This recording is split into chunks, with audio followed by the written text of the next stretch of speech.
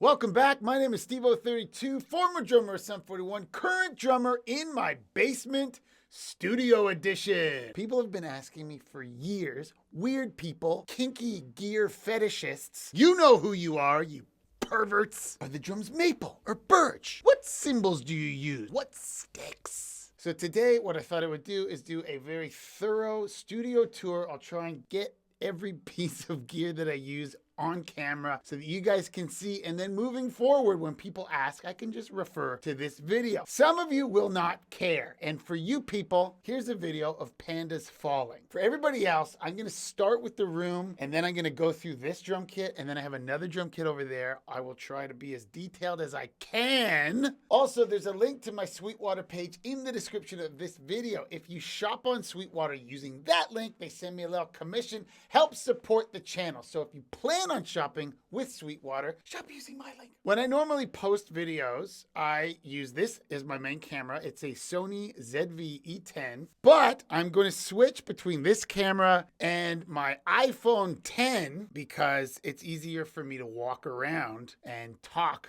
with the iPhone. So this is what you see and this is what I see, okay? So this is the room from my perspective.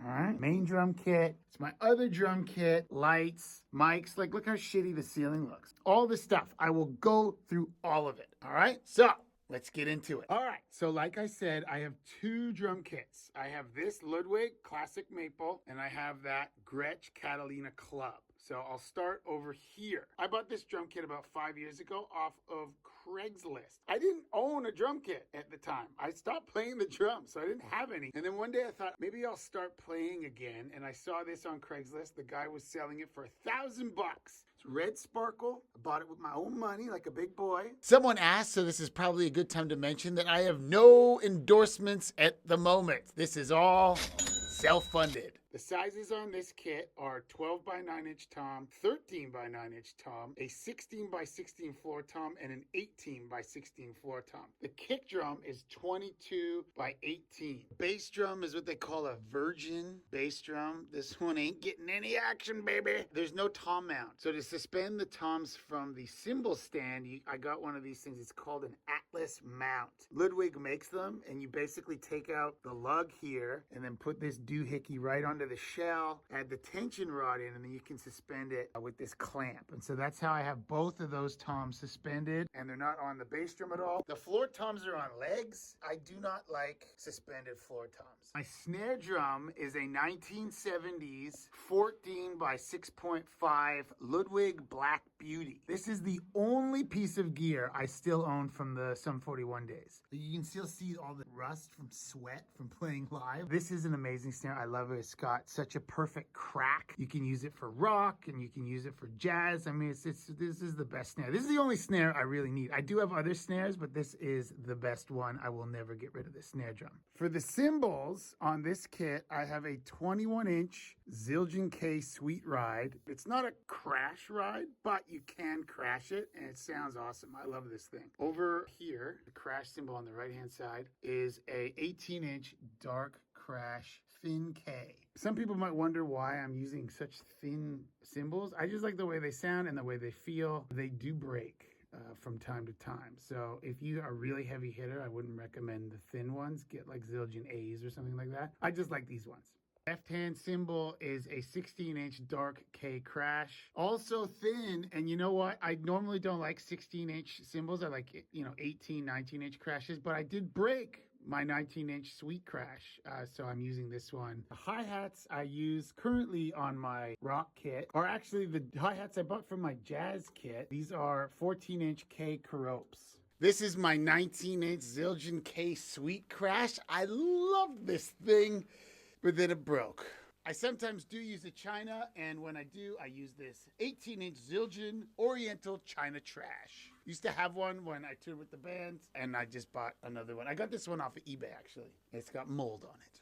A lot of my hardware is just Yamaha because that is what is easy to buy here in Australia. My drum heads are in dire need of changing. For the batter head, I use Emperor coated Remos. For the resonant head, I just use Ambassador clears. On the snare drum, it is a well-worn, controlled sound black dot coated Remo. The snare side is just a clear snare bottom. My bass drum head is a Power Stroke F3 clear on the batter side. The bass drum head is actually a P3, not an F3. I wasn't wearing my bifocals, so I couldn't see the tiny print. I'm so old! Then the resonant side of the bass drum head is just a coated Remo head. So my double kick drum pedal is a Tama Iron Cobra 900 Blackout. I like the Iron Cobras. I think they're great. That's the angle for the beaters. I'm gonna call that 45 degrees. I also have these little weights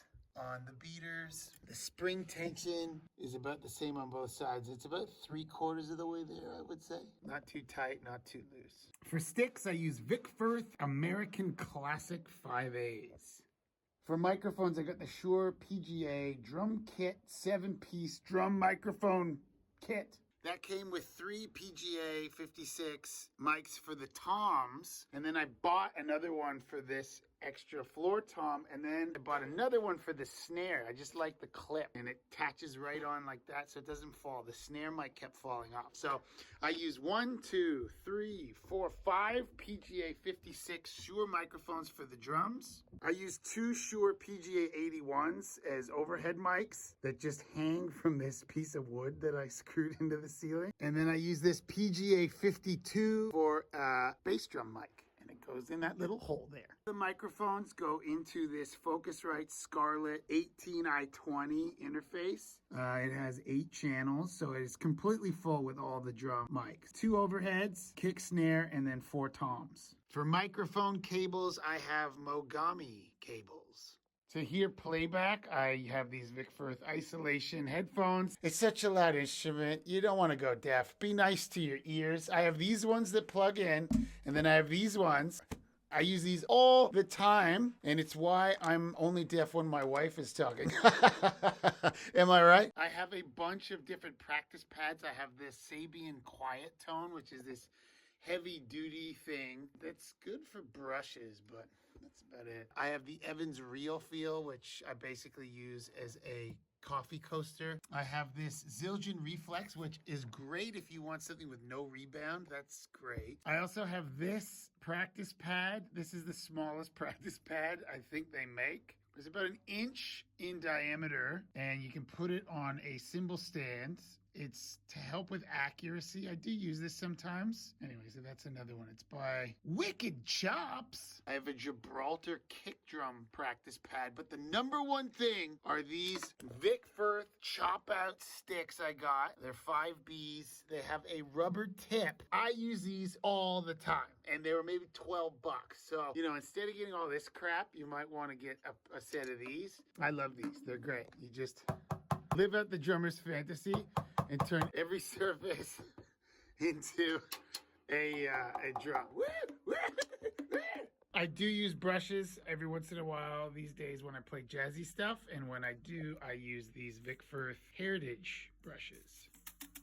I have a Shoebell Stork, a coin of Winston Churchill, and a Lemmy from Motorhead for good luck. So for cameras, I have 4 ZV-E10s.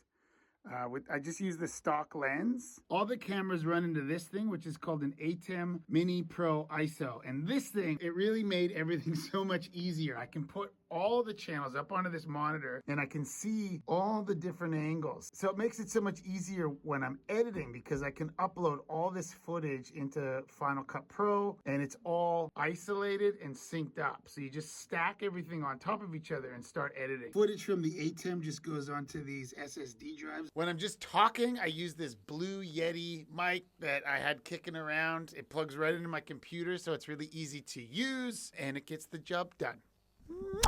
And so to record the drums and also the narration, I'm using Logic. To get my audio mix going in Logic, my buddy Eric Fisher sent me his course on how to record using Logic with a Mac. This is how I got all the sounds, the levels, the EQ, everything. It's a great course. He's very thorough, and he goes over everything from the mix, but also editing videos in Final Cut Pro. So if you're a drummer that uses Mac with Logic and Final Cut, this might be perfect for you. So if you're interested, check out the link in the description. For video editing software, I use Final Cut Pro. I'm video editing right now. For lights, I just bought these off of Amazon. They were like 50 bucks. I also bought this stand, attach it to the ceiling. I hate having stuff on the floor. Let's all give it up for the stand right now. The backdrop I use is just a curtain that I bought off of Amazon. Like you can see the ripples in it, and it looks like shit from here. Like I use thumbtacks to just stick it into the ceiling, but on this camera, looks pretty good. What's behind the curtain? I don't know. I've never looked back there. Oh, far out! That's awesome. Okay, over here is my other drum kits. I play two different styles of music now. I play rock and punk and metal stuff on this kit, which is tuned quite low. And I do jazzy stuff on this drum kit, which is tuned quite high. So this is a Gretsch Catalina Club Bop kit. It's in bronze sparkle, so it's kind of pretty. The sizes for this kit are 14 by 5-inch snare drum, a 12 by 8 rack tom, a 14 by 14 floor tom, and a 18 by 14 bass drum. So it's a very small bass drum. And it's still tuned kind of low for how small it is, but the rest of the drums are tuned pretty high.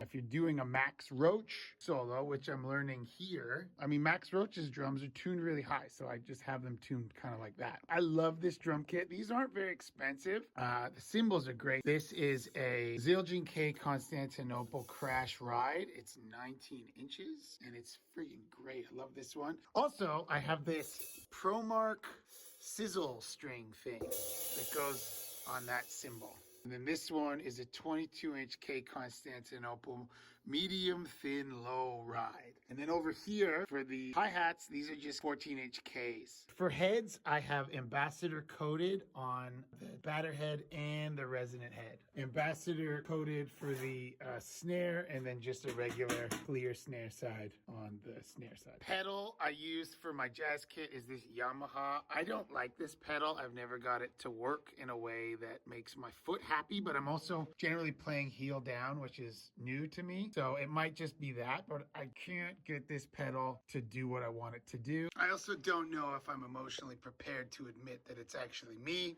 So it's easier to just blame the pedal. I also have an EAD-10. It's just basically a mic on the drum, and then it goes into this brain, and it can change the sound of the drums. I have it on calf heads, but there's like a million different settings. Anyway, I basically use this as like a practice tool. It's got a metronome, and you can plug your phone into it. You have to get this very specific cable if you're using an iPhone. You plug it into your phone, and then you can run Moises. They have an app that comes with it called Rec and Share, but basically you can play along to music. I use it with Moises all the time. So this thing's, you don't need it, but I have it. I wanted to try it out, and certainly wasn't going to be good enough to record my main kit here, but it's definitely good enough to just use when I'm practicing on my jazz kit. All right, is anybody still watching? You know what? I think we could all use a Panda Break.